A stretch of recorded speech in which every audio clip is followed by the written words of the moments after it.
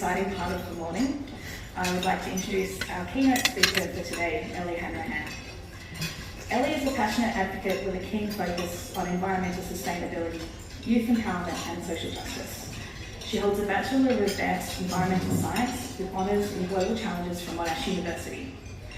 As the CEO of Global Voices, Ellie leads efforts to elevate the voices of young people in domestic and international decision making. She works to empower youth and galvanise action on environmental and social justice fronts. Alongside her role at Global Voices, Ellie serves as an advisor to the Deputy Secretary at the Department of Energy, Environment and Climate Action. Ellie also holds a voluntary role as a director on the board of the Healesville Community Bank, where she actively supports grassroots initiatives and local resilience building efforts within her community. Ellie's career journey is fascinating and inspiring to date. Last year you would have found her at the UN Climate Conference in Egypt, and you would have also seen her leading a delegation in Morocco to participate in the IMF and World Bank AGM. And last week you would have found her fighting fires in Ballarat. Please welcome to the stage, Ellie Hanrahan.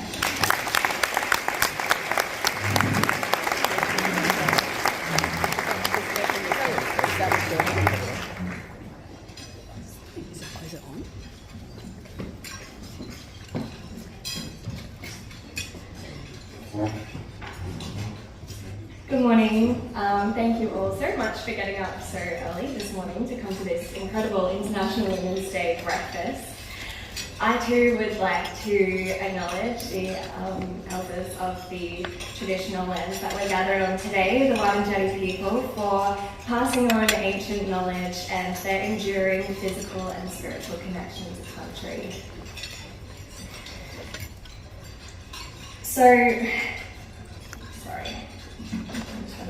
This is distracting me. So I'm Ellie, and as Catherine mentioned, I am the current CEO of Global Voices. We're a national youth-led not-for-profit, and we upskill young people in policy and decision-making. And we do this by leading delegations of Australia's future leaders to international forums like the Climate COP, but also the World Health Assembly and the Convention on the Status of Women. This is, of course, a volunteer role, classic. So to pay my rent, I also work in my real job as a policy advisor at DECA, and I do get the honour of occasionally responding to emergencies as a forest firefighter for the department. And even saying that out loud to me still feels really bizarre, because I did not ever think that I'd be able to use those things to describe myself. Actually, at my first high school, I was sat down by my principal, and he kindly recommended that I leave due to my disruptive behaviour. So I wouldn't exactly describe myself as your typical high achiever, and for that reason I was a little bit apprehensive in taking on this presentation today, because I wasn't quite sure what wisdom me, at the ripe old age of 28, could possibly hope to offer a room as accomplished as this. In lieu of wisdom, I'm hoping instead you'll accept more of a strategy that I have kind of stumbled across, and it's a strategy that definitely has led to me being in front of you all today. In the past, I have jokingly described my journey as more somewhat of a series of unfortunate events. There is no way that you could have told 14-year-old me sitting crying in my principal's office that conversation was going to eventually lead to me being offered some really interesting and incredible opportunities later in life. Of course, life doesn't work like that. You can't join those dots looking forward. You only get the opportunity to do that when you get to look back. So that's what we're going to do today. I hope you'll join me on a bit of a journey, walking backwards to join some dots up. Before I do that, I do just want to point to the extraordinary amount of privilege that I hold in being able to walk this path. And a lot of that is in part due to the outstanding and often unseen women who have come before me. Without further ado, let's join some dots. So a journey obviously doesn't start with you being offered a position as a CEO. Before that, I was already working with Global Voices. I was a program manager leading those delegations overseas. And I knew about the organisation because originally I was a policy fellow on the other side of the delegations. And I remember sitting at the climate COP in Egypt and I was speaking to my own program manager and I just kind of offhandedly said to her that I thought she had the best job I could think of. And that was when she told me she was finishing up her contract, they were opening applications, and if I was interested, she encouraged me to apply. And stepping back from that, I'm pretty sure the reason that I was successful in applying for the scholarship to go over there in the first place was because I kind of already had a policy proposal to put in my application. I'd just finished up supervising an honours research project, and I had some ideas about how we could dismantle policy barriers to further implement the really positive results our research had shown on a much broader scale. And the reason I put together that research project was because I was actually feeling pretty guilty. I was feeling guilty because I had recently closed the not-for-profit that I co-founded, AusRegen. And AusRegen worked with volunteers to implement the landscape rehydration methodology on degraded land via these ecosystem restoration camps. And I started that organisation because the summer before, it was my first season as a project firefighter. I was working with Parks Victoria.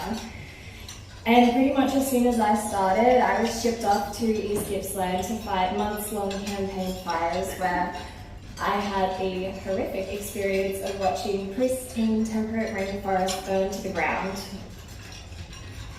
And I was devastated.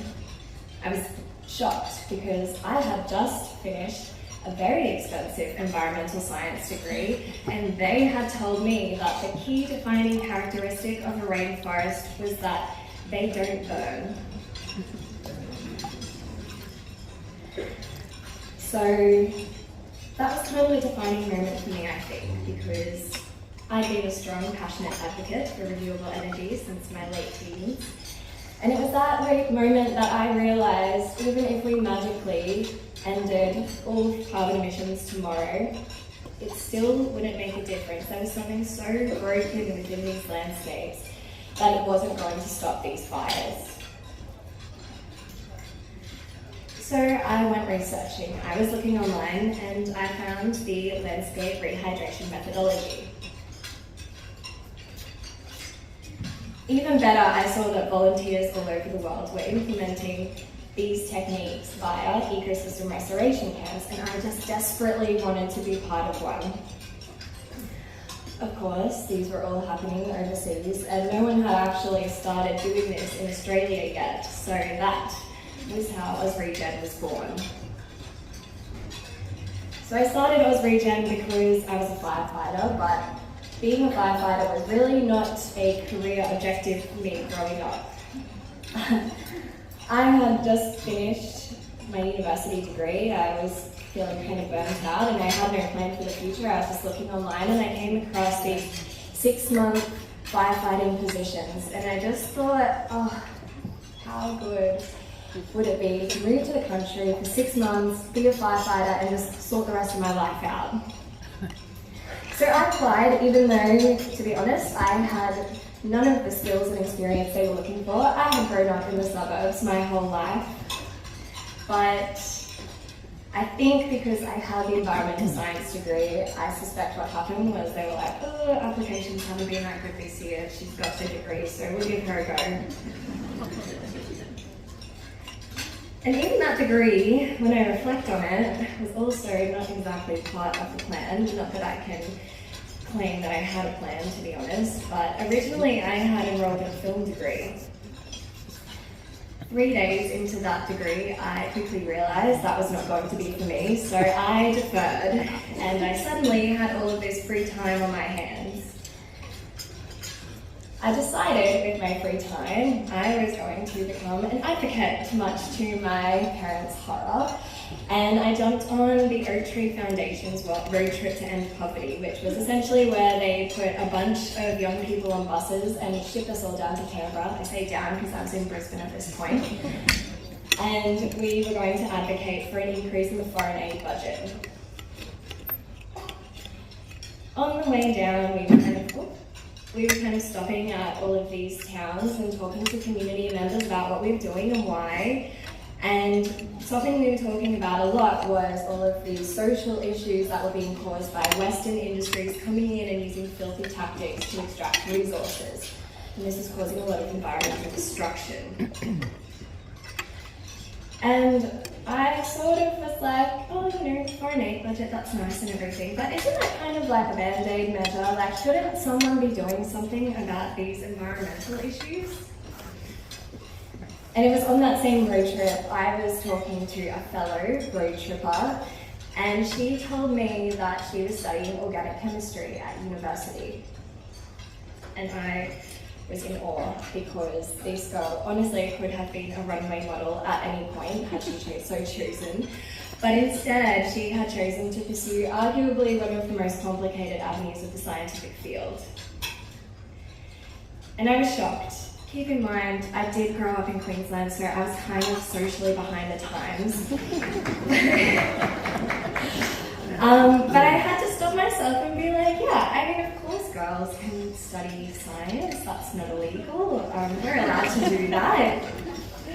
And that train of thought led me to think, oh, well, maybe that's something I could do. Like, maybe I could study environmental science and I could be the person to do something about all of these environmental issues. And I was shocked again when they actually let me in, because, as I said, I had enrolled in a film degree, and I did that because I went to an art school and I studied theatre and film, and I had no background whatsoever in science. But I needed to defer that degree, even though it felt a lot like a dead end or a failure at the time, because I needed that time to figure out what I was actually going to do. And I'd enrolled in that degree, like I said, because I went to the art school. It just felt like the normal progression that I was supposed to take. And as you know, I went to that art school, my second high school, because I had all but been expelled from my first.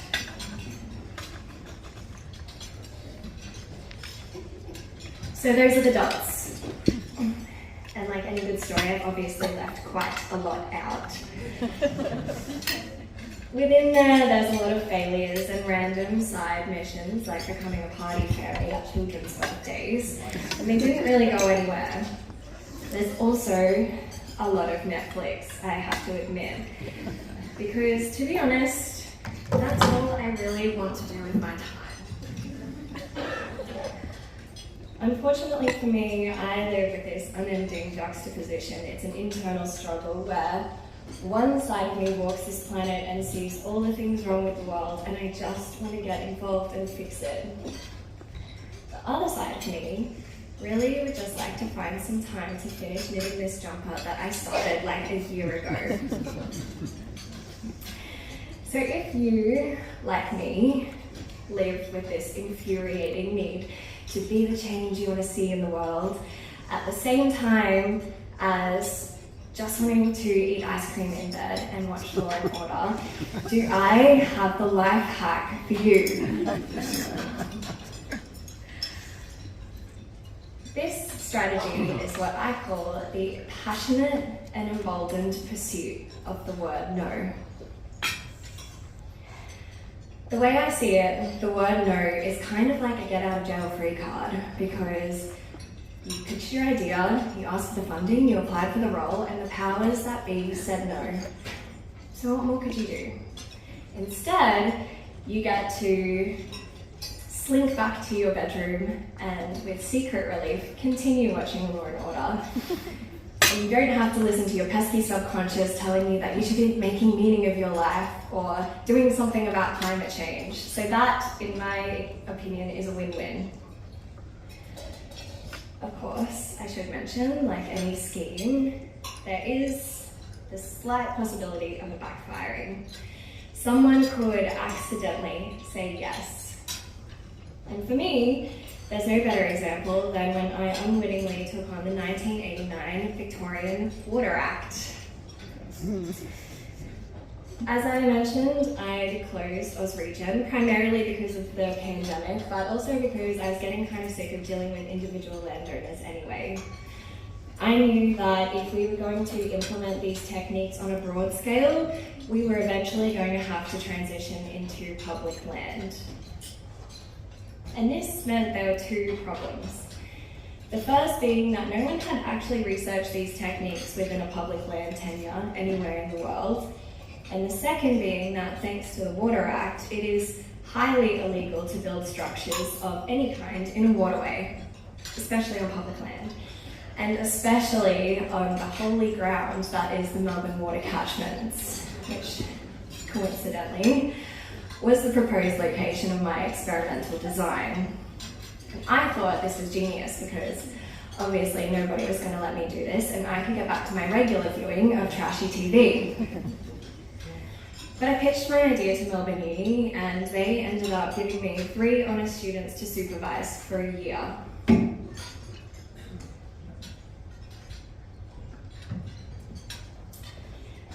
I expected them to say no, but this left me with no choice but to approach my manager, and at the time, even though this was completely outside the scope of my role, I asked her for 1 day a week to supervise this project. Much to my dismay, she said yes, but I would need to get the approval from her manager first, who she kindly let me know would most likely say no. And this is sort of what I have coined as the cascading yes effect, where I think people lower down in the chain of approvals don't want to be the person to say no and crush your dreams, so they pass that fun task on to the people who are paid a lot more than them. As you're probably guessing, her manager also said yes, but I would need the approval of the planning division. At that time, we were DELP, and our colleagues were the infamous state planners who had plenty of experience in rejecting these kinds of requests. So I had a meeting with the planning division. Lovely people, by the way. And they also saw some merit in the idea, but I would have to get the final AOK from Melbourne Water, who was our collective mortal enemies, and someone who they warned would never allow these kinds of works to happen within their precious water catchments. Now at this stage, what I suspect happens is that higher up decision makers tend to rely on the approvals from the specialists who have come before them. If all these people along the way have seen some merit in the idea, then who are they to say no? And that is how I ended up with a very rare exemption to build not 1, but 5 leaky weirs within the Melbourne water catchment. And as a testament to my research team, that area went from a really degraded, eroded, and dried out area of the catchment to now a beautiful, thriving, biodiverse piece of ecosystem.